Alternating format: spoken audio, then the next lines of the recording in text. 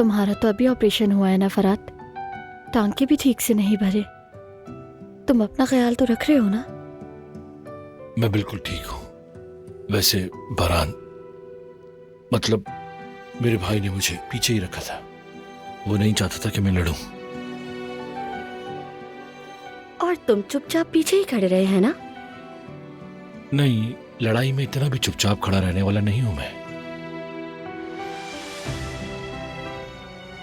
क्या करूं कुल, आदत है ना, जहां एक्शन हो वहां रुका नहीं जाता मुझसे। वैसे आज तुम्हें ना हम तीनों को साथ देखना चाहिए था। आज मैंने बारान को भाई कहकर पुकारा, बहुत सुकून मिला।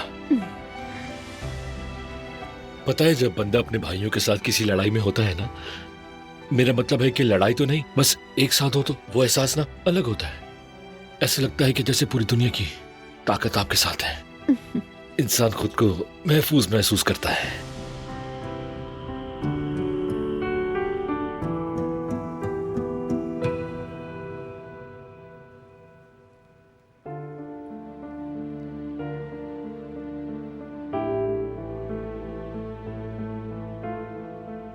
अगर तुम्हें कुछ हो जाता तो?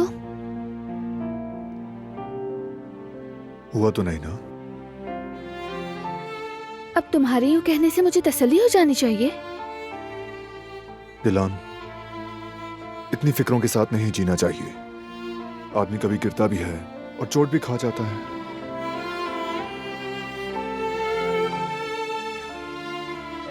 तुम्हारी अम्मी ने जाते वक्त कुछ कहा?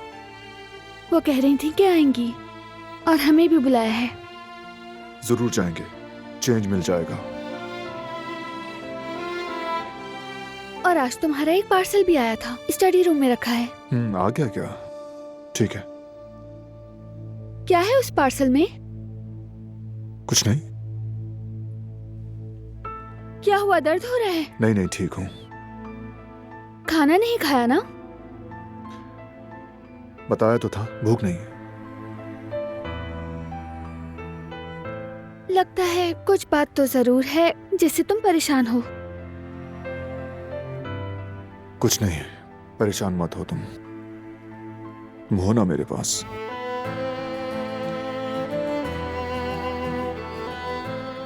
हाँ, अलबत्ता तुम चाहो तो मूवी देख लेते हैं। वैसे भी सिनेमा तो रह ही गया। अब रहने दो। अब देखो, जख्मी बंदा कह रहा है, इनकार मत करना।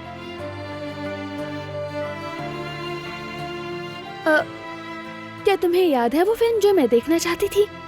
चलो वही देखते हैं। ओके।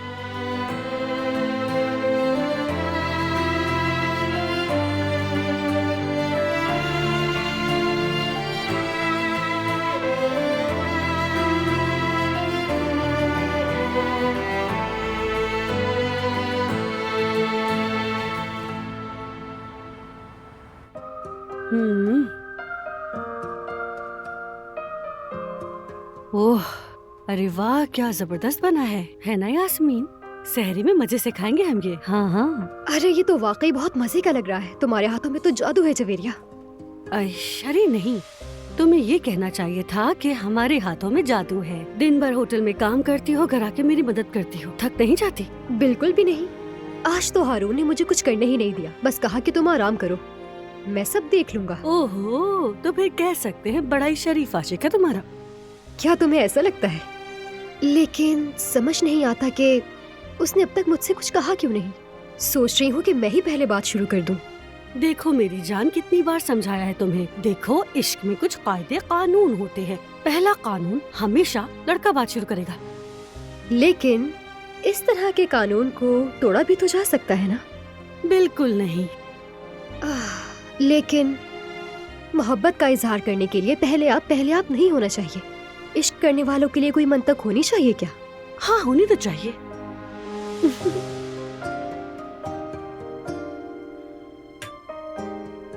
आप ठीक कहते हैं जयवदत्त भाई। यास्मीन की तरफ से ऐसा कुछ नहीं दिखता, तो मैं कैसे पहल कर सकता हूँ? क्योंकि यही उसूल है मेरे भाई, तुम मर्द हो, तुम्हें ही पहल करनी है। आप ठीक कहते हैं, मैंने मान लिया आपकी बात, लेकिन ये काम पहले भी कर चुका हूँ, कोई खास रिस्पॉन्स नहीं मिला। हाँ वो तो है, मगर अब हालात वैसे नहीं रहे जैसे पहले थे।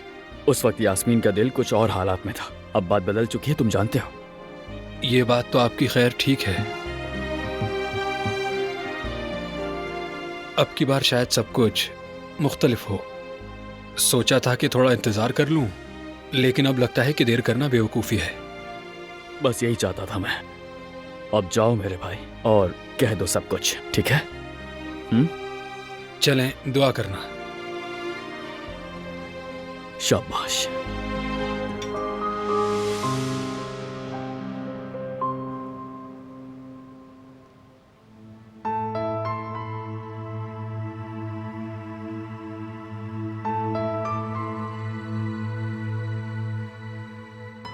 जरा देखो तो इसे, एक मुसीबत से निकलता नहीं कि दूसरी में जा गिरता है। जरा उसे अपनी बीवी की परवाह नहीं होती होगी। खतरा हो तो बंदा अपने दिफा के लिए कुछ भी ना करे। कोई ना कोई रास्ता तो निकालना होगा।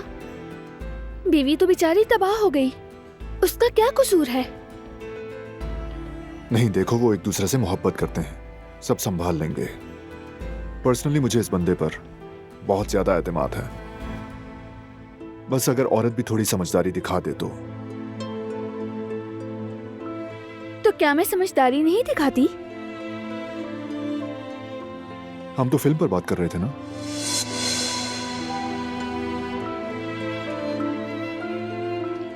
मैं समझ गया। यानी ये फिल्म मेरे लिए लगाई गई थी ताकि मैं तुम्हारा पॉइंट ऑफ व्यू समझ जाऊं, ऐसा ही है ना? तुम्हें समझ नहीं आया? चाहो तो सो जाओ, तुम थक गए हो। वैसे भी फिल्म का एंड हमने देखा है। हम अच्छी तरह जानते हैं कि इसका एंड क्या है। Happy ending.